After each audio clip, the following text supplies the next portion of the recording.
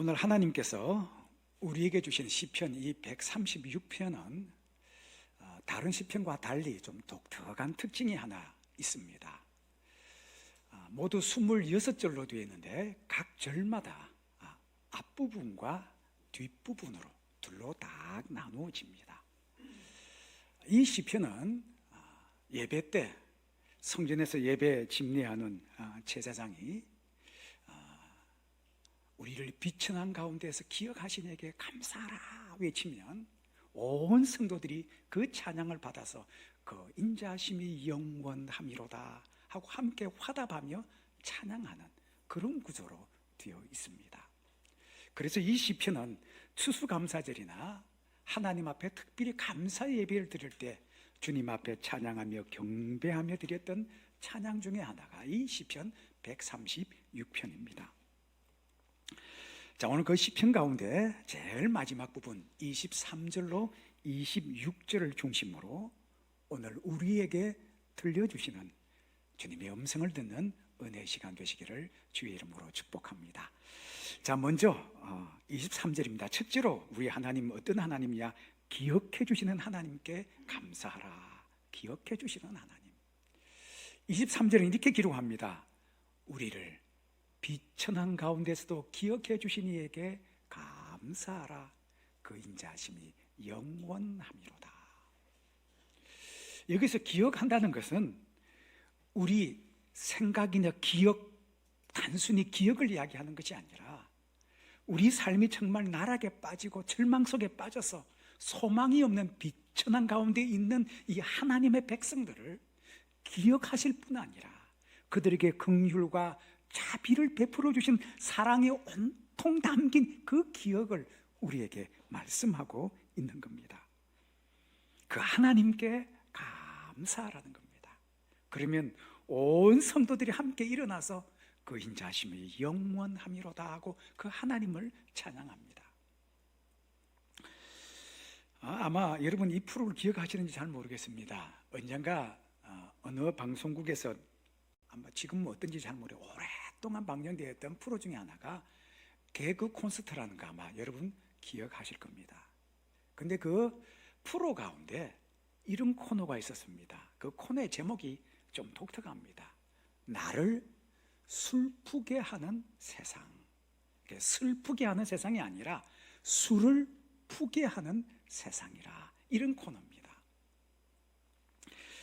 이 코너 제목 속에 어떤 의미를 담고 있냐면 세상을 보니까 가슴이 터질 것 같아서 넋두리 하면서 술을 퍼서 마신다는 의미와 또 이 세상을 보니까 슬프기 그지가 없어서 술을 퍼서 마신다는 이 두 단어 의미의 조합으로 이 코너 이름이 나를 슬프게 하는 세상이라는 그런 코너가 있었습니다. 그 코너에 보면 청춘 남자와 여자가 술이 꼭 취해가지고 뭐 어디 가서 하소연할 데가 없으니까 민중의 지팡이라고 하는 파출소에 들어와서 경찰관에게 책상을 치면서 외치는 한마디가 아마 여러분 한 번쯤 들어보셨을 겁니다. 1등만 기억하는 무슨 세상? 더러운 세상. 이러면서 그냥 푸념하는 그 젊은이들의 이 모습, 세상의 그 모습을 꼬집었던 시사 개그 프로가 있었습니다. 왜냐? 우리 세상이 어떤 세상이냐면 1등만 기억한다는 거예요. 순위에 든 그 사람만 기억하고 운동 시합할 때 메달 딴 사람만 기억하고 힘 있고 빽 있는 사람, 자기 편에 있는 사람만 기억하는 뭐 같은 세상이라는 겁니다. 그러면서 그런 이야기를 합니다. 1등 못한 사람, 메달 따지 못한 사람, 순위에 들지 못한 사람, 그 선수들도 죽자고 애를 쓰고 수고했는데 메달 못 땄기 때문에 사람들이 기억도 해주지 못하고 사람들이 외면해버리는 그런 세상. 언젠가 어떤 선수는 은메달인가 동메달을 따고 나서 울면서 그런 이야기를 했던 적이 있습니다. 죄송합니다. 왜? 1등만 기억하기에 은메달, 동메달 목에 걸고도 여러분 1등만 기억하는 세상, 그렇게 하지 못한 사람, 백 없는 사람, 힘없는 사람, 심지어 내 편이 아닌 사람, 내 편이 아니라고 상대방으로 몰아가지고 적으로 그냥 치부해버리고 제거하려는 이런 세상, 술 취해서 파출소 들어가서 그 경찰관에게 탁자를 치면서 1등만 기억하는 뭐라는 세상하고 푸념하는 이 모습이 어떻게 보면 오늘을 살아가는 우리들의 모습이 아니겠습니까? 근데 여러분, 오늘 하나님께서 우리에게 주신 이 시편 말씀을 보면 우리를 비천하는 가운데서도 기억해 주시는 이에게 감사하라는 겁니다. 여러분, 정말 불쌍하고 처량한 신세, 고르는 여건과 상황 속에 있어서 사람들이 기억도 안 해주고 외면해버리고 심지어 가족조차도 등을 돌려버리는 그런 세상. 그런데 이뿐만 아니고 나라 잃고 포로로 끌려가던 그 비천한 하나님의 백성들을 그냥 두시지 아니하시고 우리를 비천한 가운데서도 기억해 주시는 바로 그분이 우리가 아버지라 고백하고 우리가 믿는 아버지 하나님이신 줄로 믿습니다. 여러분, 그뿐입니까? 포로로 끌려갔음에도 불구하고 다시 고향으로 돌아와서 그들 눈앞에 다 타버렸던 그 하나님의 성전을 다시 제거할 수 있도록 은혜와 긍휼을 베풀어 주시는, 회복의 은혜를 주시는 살아계신 하나님. 로마서 5장 8절은 우리에게 이렇게 말씀합니다. 우리가 아직 죄인 되었을 때 그리스도께서 우리를 위하여 죽으심으로 하나님께서 우리에 대한 자기의 사랑을 확정하셨느니라. 오늘 전제가 그렇습니다. 우리가 아직 죄인 되었을 때, 우리가 죄인이라 심판받아 하나님 앞에 나아갈 수 없는 그런 죄인, 심판받아 마땅한 그런 여건과 상황 속에 있음에도 불구하고 그런 비천한 중에 있는 우리를 위해 하나님께서 가장 아끼시는 하나밖에 없는 독생자 예수 그리스도를 이 땅에 보내셔서 가장 처참한 십자가에 못 박으심으로 우리를 향한 하나님의 사랑 확정하셨다는 겁니다. 가장 귀한 것을 버리시고 우리가 아직 죄인 되어 하나님 앞에 나아갈 수 없는 우리 백성들을 자신의 품으로 안으시고 내 백성이라, 내 자녀라. 여러분, 비천한 가운데서도 우리를 기억하시는 하나님, 그분이 바로 우리 하나님이신 줄로 믿습니다. 여러분, 우리가 하나님 앞에 나아갈 수 없는 참 처량하고 심판받아야 될 그 상황 속에, 그런 상황 속에 있음에도 불구하고 우리를 잊지 아니하시고 기억하셔서, 여러분, 기억하신다는 그 단어 하나만 해도 얼마나 위로가 되는지 몰라요. 오늘 시편은 우리에게 말씀합니다. 우리를 비천하는 가운데서도 기억해 주신 이에게 감사하라. 그 인자하심이 영원함이로다. 세상 사람 나 기억하여 주지 못해도 하나님은 내 중심을 보시고 오늘도 기억해 주시는 살아계신 하나님이신 줄로 믿습니다. 둘째는 우리를 구원해 주시는 하나님께 감사하라는 겁니다. 24절은 이렇게 기록합니다. 우리를 우리의 대적에게서 건져내신 이에게 감사하라. 그 인자하심이 영원함이로다. 여러분, 성경을 들여다보면 이 하나님의 백성들의 역사가 처음부터 끝까지 다 절망 속에, 눈물 속에, 심판받아 마땅한 상황 속에서 하나님의 백성들을 건져주시고 구원해 주시는 하나님의 사역으로 쭉 일관되어 있는 거 봅니다. 하나님께서 하나님의 백성들을 한 번도 그냥 내버려 둔 적이 없으신 하나님. 애굽 땅에서 430년 동안 고된 고역으로 고통받는 하나님의 백성들이 하나님께 울부짖고 하나님을 찾는 그들의 그 목소리를 다 들으시고 기억하실 뿐 아니라 그 땅에 10가지 재앙을 통해서 하나님의 백성들을 건져주시고 건져내시자마자 그들 앞에 막혀있는 이 홍해를 이으시고 그들을 따라왔던 바로의 군사들 모조리 홍해에 다 수상시키시는 바로 그 하나님, 건져내시고 구원해내시는 하나님. 심지어 여러분, 이 하나님의 백성들을 무너뜨렸던 아수르, 바벨론, 로마, 그 나라, 그 백성은 다 이 지구상에 사라졌지만 사라져버린 하나님의 백성들을 하나님의 약속대로 다 팔레스틴 땅에 모으셔서 그곳에 십자가를 세우시고 하나님의 백성의 나라를 세우신 하나님, 비천한 하나님의 백성들 가운데서도 기억해내실 뿐 아니라 구원해내시고 건져내시는 하나님. 여러분이 이스라엘 백성들의 역사를 보면 우리나라도 상당히 비슷합니다. 여러분, 동방의 이 조그만 나라 주권 빼앗기고 일제 압제 속에 36년 동안 여러분 정말 고통의 눈물의 시간을 보내지 않았습니까? 우리나라 말이 있고 이름이 있음에도 쓰지 못하는 여러분 이 고통과 아픔.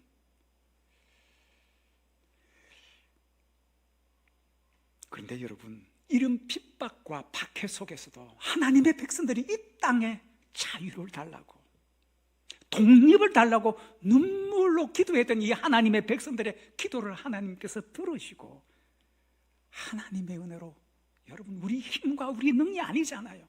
하나님의 은혜로 자유와 독립을 주신 살아계신 그런 하나님이십니다. 여러분, 만약에 하나님의 도움이 없었다면 지금 어떤 상황이 있을까요?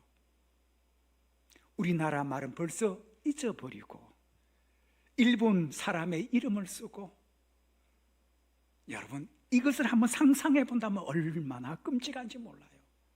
그런데 여러분, 지금 세상이 어떤 세상입니까? 일본의 세계 내노라는 이 전자회사들이 삼성 타도를 외치는 이런 기적 같은 세상에 지금 우리는 살고 있지 않습니까? 어디 그뿐입니까? 6.25 전쟁통에서 우리 땅에 절비하게 시체들이 절비하고 여러분 거지들이 넘쳐났던 이 땅 아닙니까? 근데 여러분, 그 핍박과 박해 속에 한국교회 하나님의 백성들이 이 나라를 전쟁통에서 구원해달라고 기도하고 눈물로 하나님께 부르짖었던 이 하나님의 부르짖음을 하나님께서 들으시고 기억하셔서 우리에게 건져주시는 구원의 은혜를 오늘 우리가 베푸셨기에 오늘 우리가 지금 이곳에 모여 주님을 찬양하며 예배드린 것 아니겠습니까? 만약에 하나님께서 행하셨던 이 기적이 없었다면,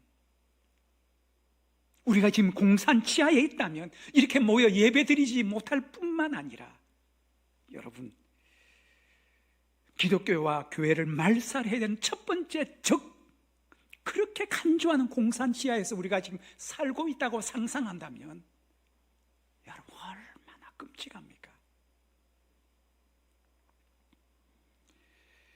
가끔 영상물을 통해서 북한의 모습들을 이렇게 한 번씩 봅니다. 얼마나 처참한지요. 그 나라 백성들은 좋은 일 하면서 먹고 사는 것이 아니라 나쁜 일만 골라가면서 하면서 먹고 사는 그 나라의 모습을 보노라면 여러분, 우리나라가 정말 하나님의 은혜로 지금 여기까지 온 것 아니겠습니까? 세계 여행 많이 다녀보신 분들은 아마 아실 거예요. 어느 나라 곳곳에 들어가도 그곳에 우리나라 제품이 있고, 심지어 우리 삼성의 스마트폰을 외국 사람들이 명품으로 아는 이런 위상의 나라가 된 것 자체가, 여러분 이게 사람의 힘으로 될 수 있는 겁니까? 나라의 주권도 빼앗겨버렸고 전쟁통에 온 나라가 쑥대밭이 된 이 나라가 세계 어느 곳에 가더라도 코리아를 아는 나라, 집집마다 들어가 보면 코리아 제품이 있고 그것을 가지는 것이 명품인 줄 아는 이런 나라가 된 것 자체가 하나님의 건지심과 구원하심이 없었다면 여러분 오늘의 우리는 아마 없을 거예요. 우리는 압니다. 한때 북한이 우리나라 남한보다 잘 살았잖아요. 여러분 교회 문 닫으면 하늘 문이 닫혀요. 저는 우리 한국 교회를 보면서 감사한 것 중에 하나가 하나님의 이 예비하는 재단에 여러분 기도의 불을 꺼뜨리지 아니하고 눈물로 기도했던 성도들의 그 무릎과 절박하게 부르짖는 그 기도가 있었기에 하나님께서 이 땅에 하늘 문을 열어주시어 지금 그 주신 복으로 오늘 우리가 이렇게 살고 있는 줄로 믿습니다. 여러분 우리나라 역사에 지금처럼 이렇게 세계 우리나라 위상이 있고 잘 사는 때가 있었습니까? 여러분 농부가 땅에서 아무리 땀 흘리고 수고해도요 하늘에서 하늘 문 닫으면 여러분 햇빛 없이 비가 없이 농사 지을 수 없잖아요. 모든 은혜와 축복이 위에서 내리는 그 은혜 없이는 살아갈 수 없는 우리들임을 우리는 잘 알고 있습니다. 오늘도 하나님께서 오늘 우리를 건져주시고 구원해 주시는 그 하나님의 은혜, 저와 여러분 다른 건 다 있더라도 여러분 오늘 우리가 1분말 쓰지 않고 살아가는 것, 공산 지하에서 살지 않는 것, 이것만 해도 그 하나님의 건져주시는 은혜가 얼마나 크고 값진지 모릅니다. 마지막 세 번째로 하나님께서 우리에게 먹을 것과 생명을 주신 하나님께 감사하라. 오늘 25절에 이렇게 말씀하고 있습니다. 모든 육체에게 먹을 것을 주신 이에게 감사하라. 그 인자하심이 영원함이로다.